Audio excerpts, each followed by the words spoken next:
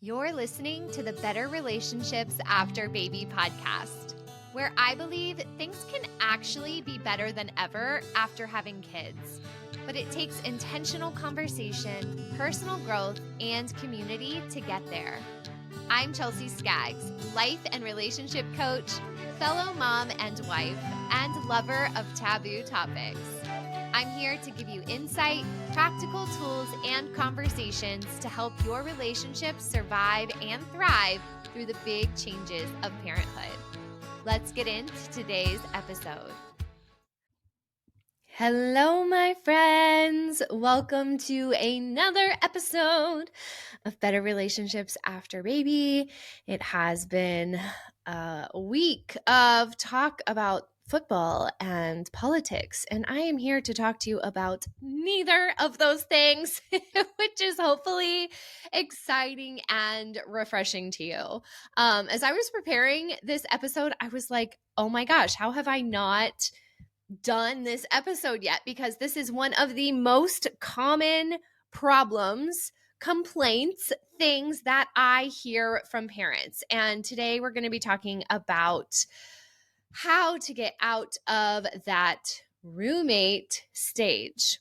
Okay? You got married and you had kids, or maybe you didn't get married, you had kids. However you've started your family, it was not to have someone that feels like the roommate.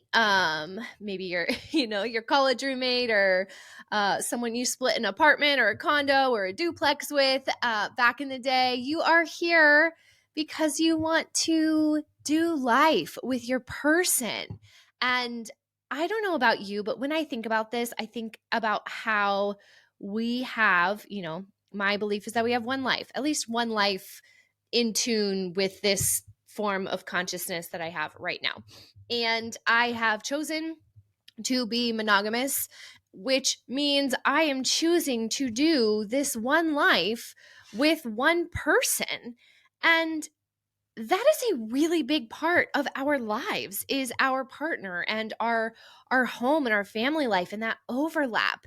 And so why in the world would we not be trying to make that as best as possible? So I think that the state of your relationship it goes beyond jobs. Most of us switch different jobs and companies and positions throughout the years. It's not like we mostly choose one and we're there forever. We don't choose one car or one house that we're in forever, but most of us choose partners with the intention of doing this one life with them as long as possible. And so if you're not investing your time, resources, money, energy into your relationship, I want to ask you why. Like, why are you not feeling deserving and prioritizing of that one pocket that you have probably spent so much of your life dreaming about and thinking about, and now it's here? Like, make it good, okay? I'm trying not to curse, not to use swear words as much on the podcast, because I have heard some people share that they like to listen with their kids in the car. And so I'm trying to get better at that. Let me know. Do you listen with kids in the car? Are you a headphones person? Do you want me to censor? What works for you? Please let me know. But let's get into this, okay? If you've ever looked at your partner and thought, well, are we just roommates now? You are not alone. This happens to so many couples, especially after having kids.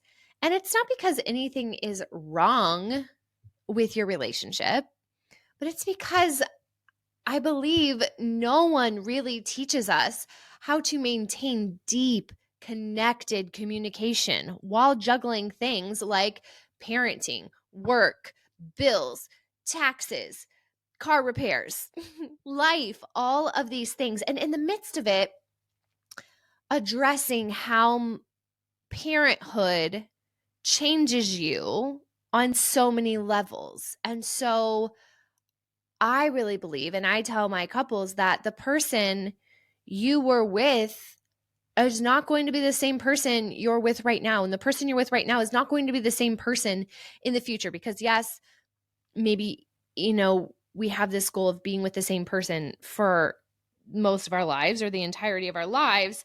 However, we change so much and our partners change so much. And one of those massive times of change is having kids. So whether you are 5 months, 5 weeks, 5 years, 5 decades after having a child, if you haven't been able to really dig into this and address it, it's always the right time to do that.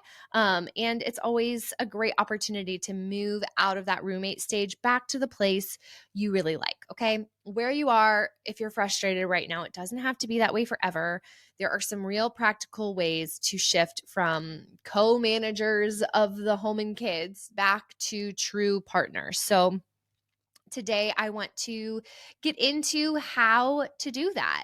And I say this with a disclaimer that really the benefit of working with a coach, working with me, is that I get to know you as individuals, and we get to cater these tips and these strategies and these conversations specifically to you. And in that coaching, I also get to help facilitate that conversation for you and your partner so that you get out of the rut of assumptions, of defensiveness, those things that come up when you try to make a change. But I still want to give you I'm always going to give you an invite to explore working with me because I think it is so valuable. And my clients have said that many times over.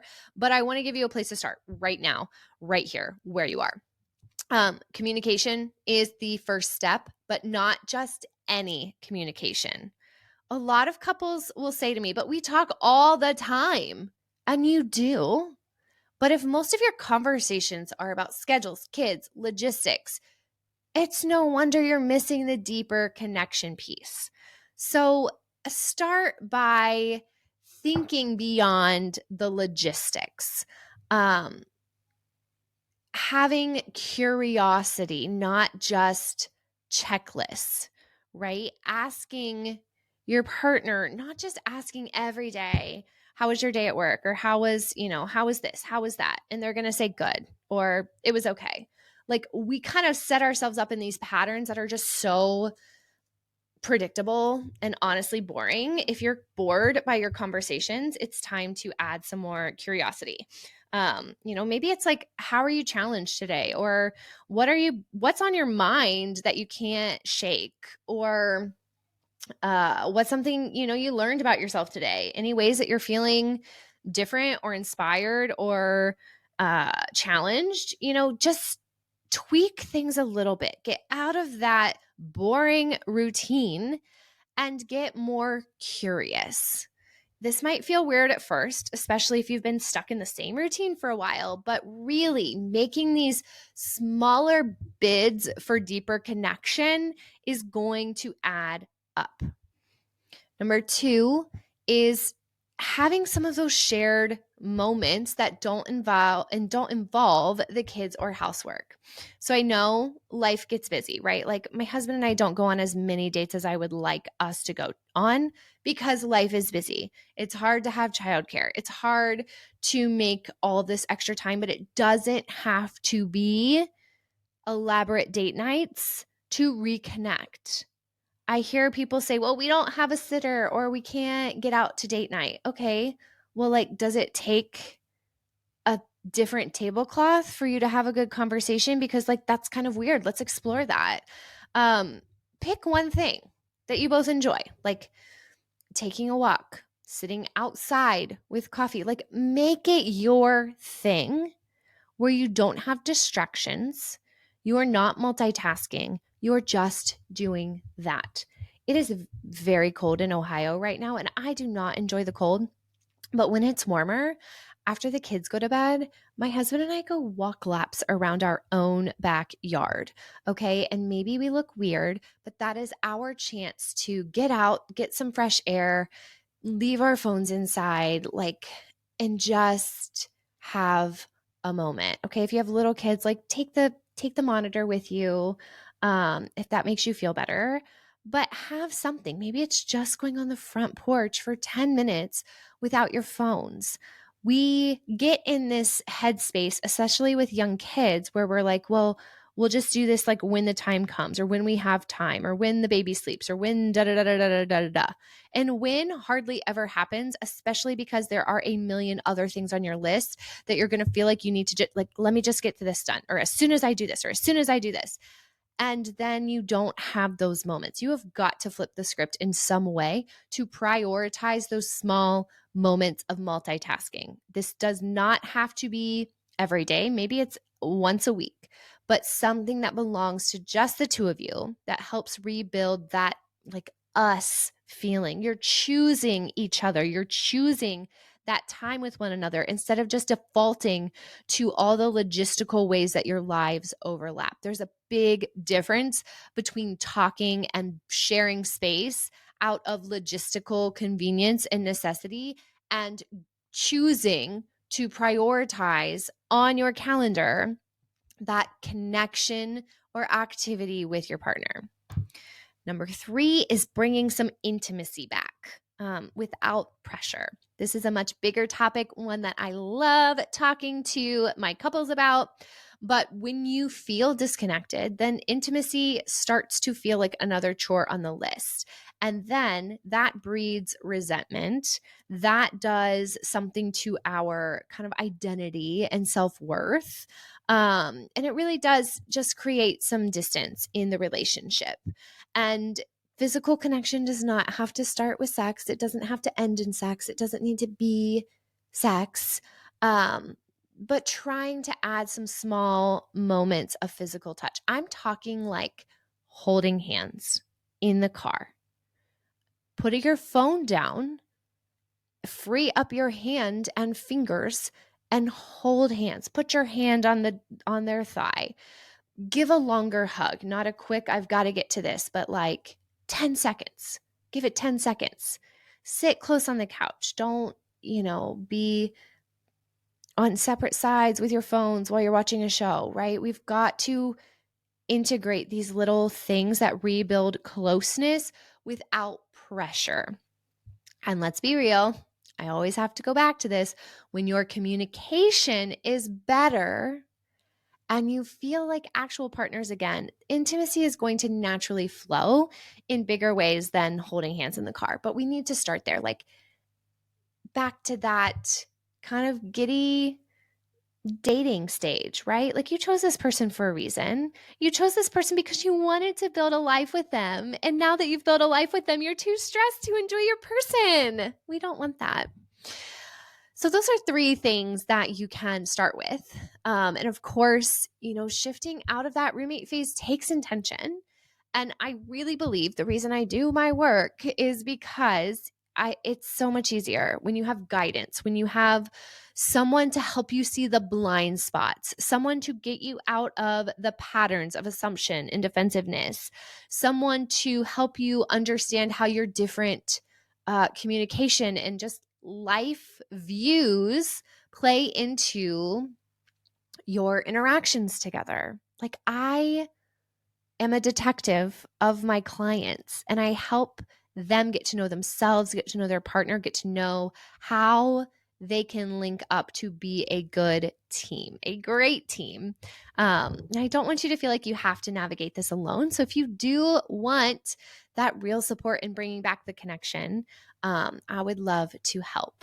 And as we close up, I just want to say, if you're feeling stuck in the roommate phase, it's not because you're failing. It's not because you've let yourself go. It's not because you weren't made for this. Okay, you're normal. This phrase comes up all the time, but you don't have to stay here. Okay, get that zest for life back. YOLO, baby.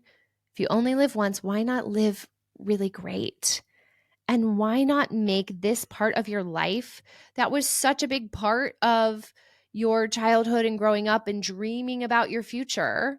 Why not make it a little dreamier by getting out of that roommate phase and really enjoying your partner? Start with these small shifts, okay? The deeper conversations, the shared moments, the little bits of physical closeness, and just see, how does that start to change the dynamic? Again, if you want to take it further, I would love to work with you and your partner. I love my people so, so much. whether that's coaching or just a one-off conversation about where you're at. I am here for you.